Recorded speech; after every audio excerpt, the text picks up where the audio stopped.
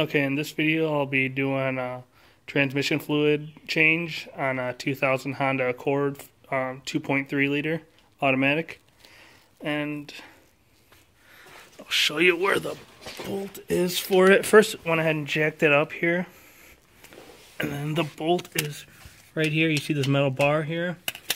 You can see the hole right there. You don't need a socket. You just put the ratchet in there and loosen it up, and you'll see the fluid come out. I'll show you that here in a second.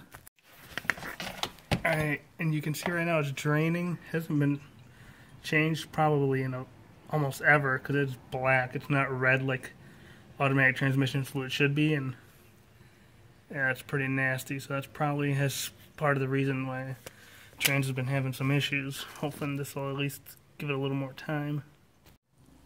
And this is the bolt on it.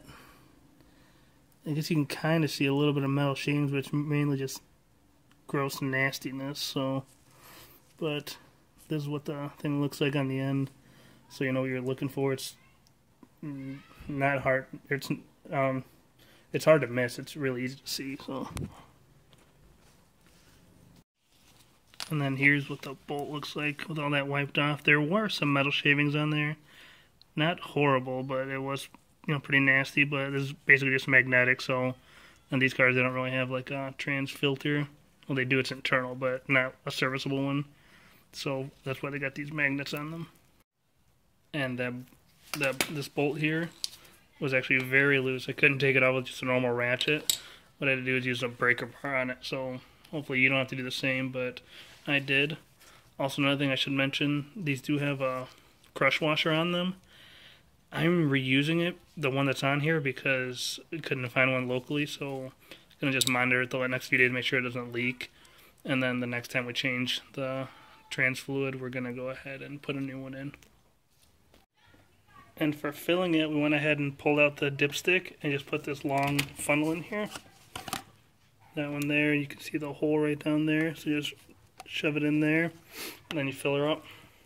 Okay, now that I got the bolt back in, once it's all drained, I just tightened it back up, and I'm filling it up now with the ATF. Most everyone says to do the dealer DW-1 or Z1 is the old one. I've been reading on the Honda forums that the Valvoline Max Life synthetic stuff works good, so that's what we're going with. Drains out 3, putting in another 3. Obviously we're going to check to make sure it doesn't need any more or anything like that, but that's pretty standard for Hondas, though, 3 quarts. And then here's a better shot of that bolt there. I'm just checking it to make sure it's not leaking, which it's not, but here's where the bolt is, and yeah, you just put a ratchet in there and give it hell. This one was really stuck, so I had to use a breaker bar, so you may have to do the same. Okay, now we're finished up, and we put it back down off the jack, and we're just checking the fluid now, letting it warm up a little bit here, but basically we're going to want it to be between the dashes there. Pretty simple. If it's low, add a little more. We put 3 in, so it should be perfect, but, could be off a little, but we'll check.